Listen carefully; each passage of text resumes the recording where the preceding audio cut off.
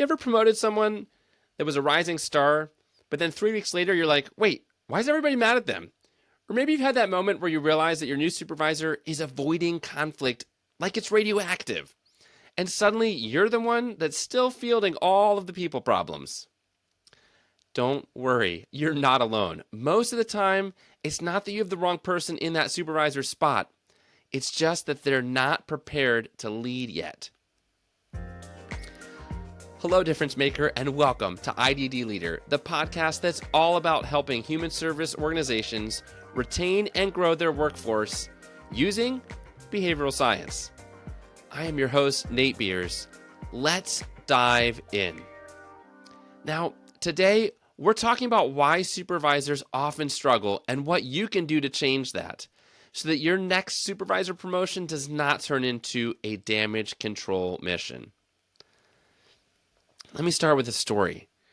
It's about Do It All Dave. This harkens back to very early in my career that I met someone that would fall in this category, although I've probably seen some since then as well. Dave was seriously a hard worker, but he didn't know how to delegate. When he promoted, he thought delegation was one of two things. Either he micromanaged it till it was just like his hands were all over it, or he would just completely ignore it. Like he told someone to do it and then never check in, never follow up, never see how it went.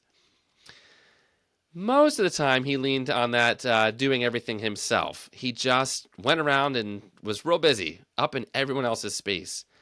And the people working for him, they weren't sure if he was pleased with their work, if they were doing it right or wrong, because he would often just sort of take the reins right from them. He did not provide consistent feedback. And then there were a few times where he would hand something over and then never check in at all. So people just wondered, like, well, was it good? Was it good enough? We don't know.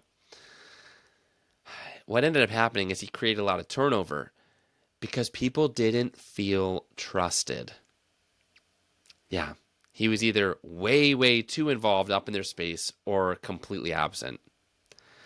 The thing was, it's not because he didn't care about people or that he was in any way lazy. It's just that he had no idea what leadership behaviors looked like, and no one had shown him how. One of the real problems is that we give the title, but we haven't given the skill yet. Most supervisors are promoted based on their performance, not their leadership people skills. Now, the ironic thing is that great performance for frontline staff or direct support professionals in this field, that usually looks like good people skills, but the kind of people skills are supporting our individuals or providing care, excellence in maintaining, their daily case notes or paperwork, these kinds of things, and just kind of being on top of things, but especially about caring and supporting individuals. But that type of people skills is not the same set as leadership people skills. So what happens is, a lot of times, we just assume they're going to figure it out. Like, oh, they're good with people, they'll figure it out. But really, that's like tossing the keys to a stick shift and saying, good luck on the freeway, especially if you're tossing those keys to a millennial or a Gen Zer. Leadership involves a whole new set of behaviors, often done daily, and these revolve around things like communication, feedback, accountability. A little while ago, I created a list of specific behaviors for frontline supervisors, and I think even just articulating these specific behaviors or these specific skills can be very valuable because a lot of times it just sort of feels like this amorphous, unknown, sort of vague, you got to talk to people or I don't know, like it's not often, there's not often enough language around what are the specific skills. Now, this is not a comprehensive list, but let me give it to you because I think you'll find it quite valuable and hopefully it'll get your wheels turning. The specific skills or behaviors can look like the following. Communicate often. Provide easy availability, as in stop for your staff. Prioritize them. Provide tools so that they're set up for success. Individualize your communication, individualize your feedback, individualize your approach.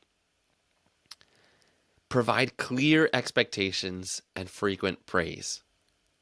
Address concerns quickly, directly, collaboratively, and with consequences, both positive if they are hitting the mark, and some negative things that they would probably want to avoid or not have happen if they're not meeting the minimum standard.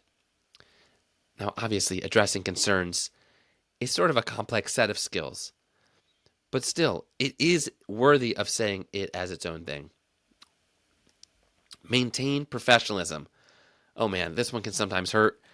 Sometimes newer staff or newer supervisors, they don't realize how important it is that they maintain professionalism, even if another professional or a family member, someone they're talking to, is not maintaining professionalism. Model best practices. Follow through. In other words, doing what they said they're going to do.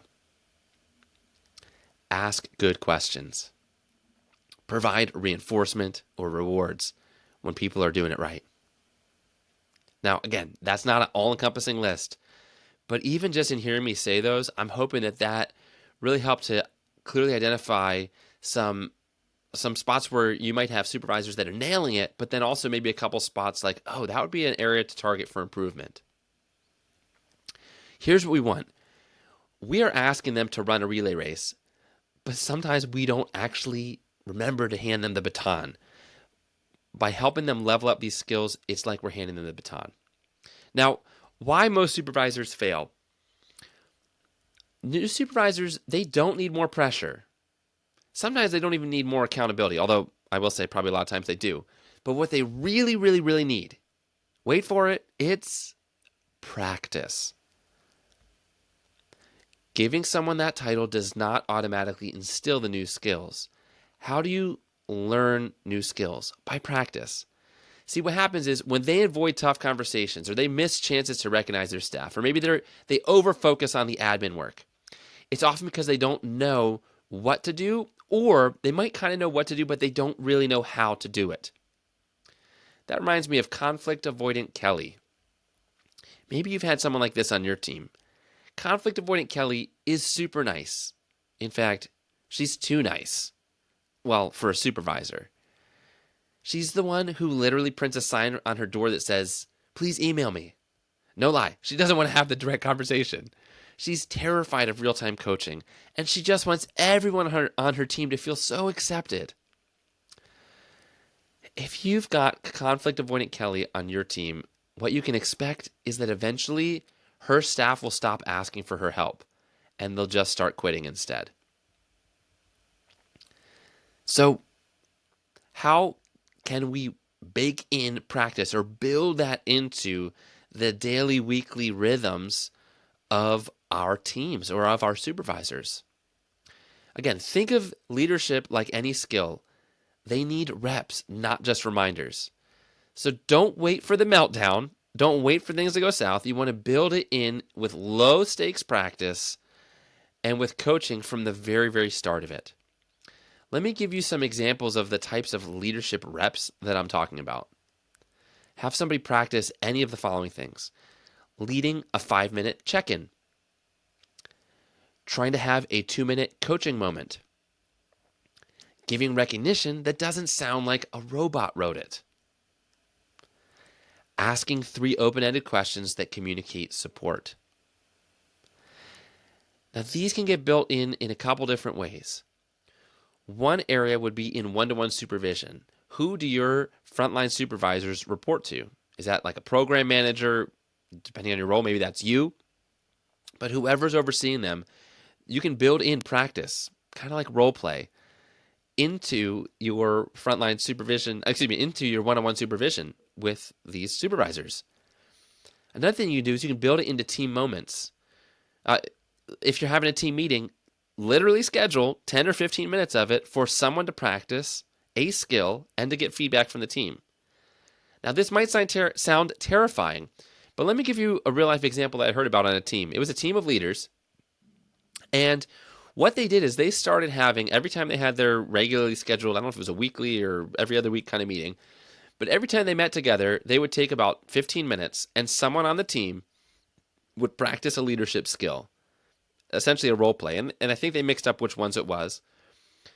And everyone else on the team, their job was to listen, to pay attention while this person was practicing the skill, and then to provide feedback afterwards. Now, this might sound terrifying, but listen to what it did once they normalized this in the culture.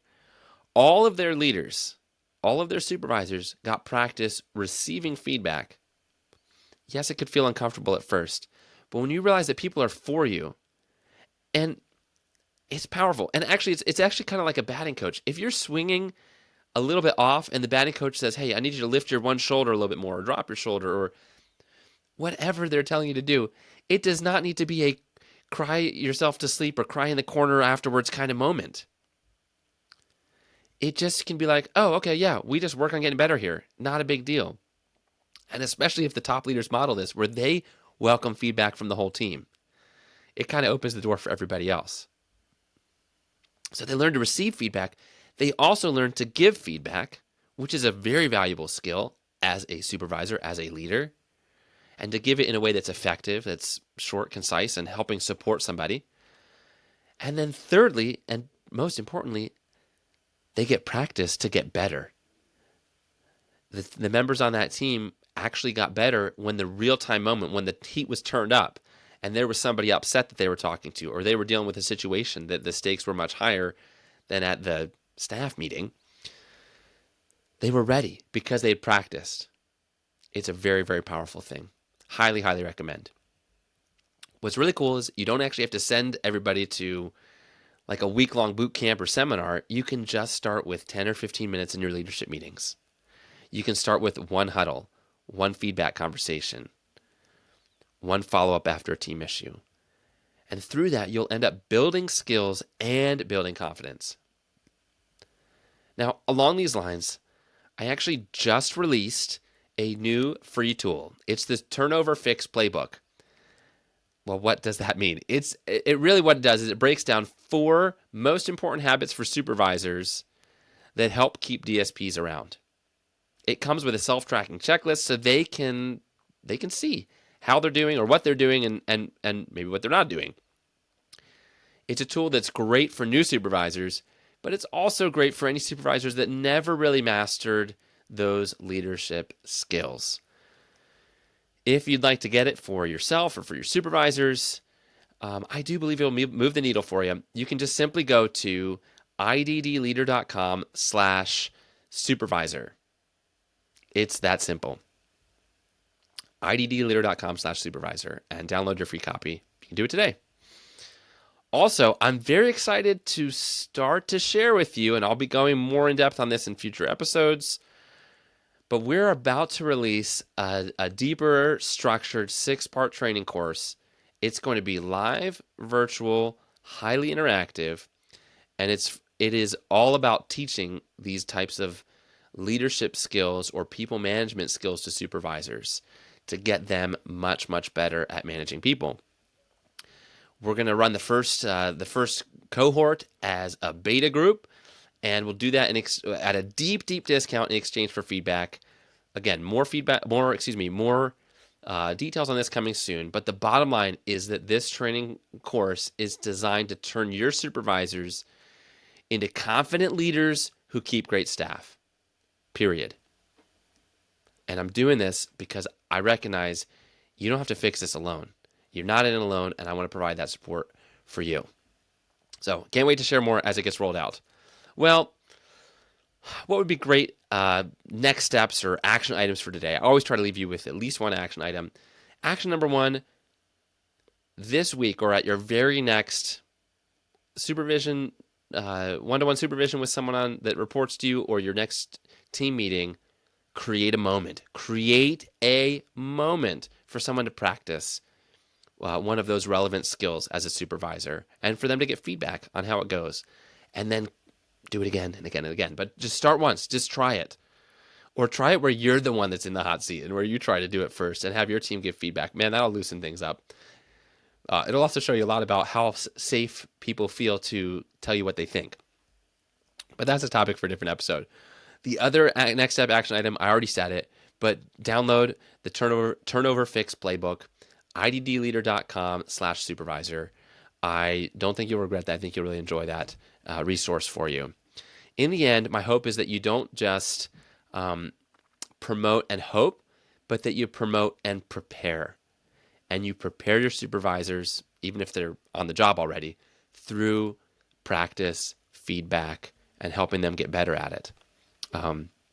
Supervisors aren't born. They're built through skill, through support, and of course, through practice. All right. If this podcast was helpful to you, if you resonated with it, would you please consider rating or review it on Apple or Spotify? Leave a comment on YouTube. These kinds of things help to make other people be able to find the podcast. And I just want to say, you're doing a great job. So until next time, Difference Maker, here's to you. Keep up the amazing work.